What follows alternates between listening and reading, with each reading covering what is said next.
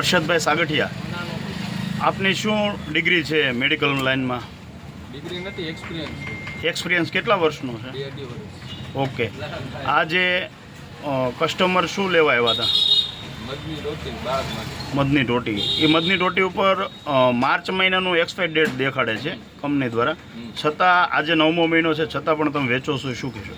વાત વેચવાની નથી, મેં એમને આપી, બરોબર છે. કદાચ મારું ધ્યાન બે ધ્યાન હતું, મેં નથી જોયું એક્સપાયરી ડેટ. એમને જોયું તો એ મને કહી શકતા હતા ને. પણ એ તો અભણ કસ્ટમર હોય, ખેડૂત કસ્ટમરો આવતા હોય, જવાબદારી તમારી બને છે કે કસ્ટમરોની બને છે અહીંથી વસ્તુ લઈ જવાની? કસ્ટમરની જવાબદારી બને વેચવી કે તમારી જવાબદારી બને ચેક કરવી? એક્સપિરિયન્સ કોનો છે, તમારો કે કસ્ટમરનો?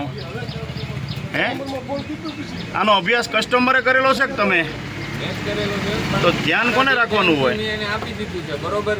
પણ હવે એમનું ધ્યાન ગયું જ છે તો એ મને સાવચેત કરી શકે છે. એમ નહીં, તમે તમારા કોમ્પ્યુટરમાં એક્સપાયર ડેટ થવાની હોય તમને એરર નહીં દેખાડતા કે આ મારી? એવું પ્રોસેસિંગ એવું કંઈ નથી અહીંયા આટલું. ઓકે, તો તમે ડાયરેક્ટ આમનામાં જ વેચી દો છો એમ? હા. ગોહિલ કરણસિંહ કુમાનસિંહ. કરણસિંહ, શું બનાવશું બનાવ? વેબસાઇટ હું બાળકની દવાની ટોટી લેવા આવ્યો, મધની ટોટી આવે એની એક્સપાયર ડેટ વાળી દવા મેડિકલે થાય છે. બાળકને કંઈક શું હોય તો, અને એ ભાઈનું કહેવાનું એમ છે અમે વેચી ગયું.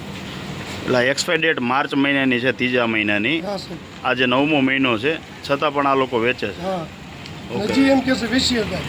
તમારી શું માંગણી છે? શું મેડિકલ ઉપર કાર્યવાહી થવી જોઈએ? કાર્યવાહી થવી પડે, આ મેડિકલ બંધ થવા પડે. એટલે કોઈનું બાળક વ્યૂ જાય તો જવાબદાર કોણ? દર્દીને કાંઈ થાય જવાબદાર કોણ? મેડિકલ વાળાએ તમને શું જવાબ આપ્યો? એ કે અમે વેચી ગયું.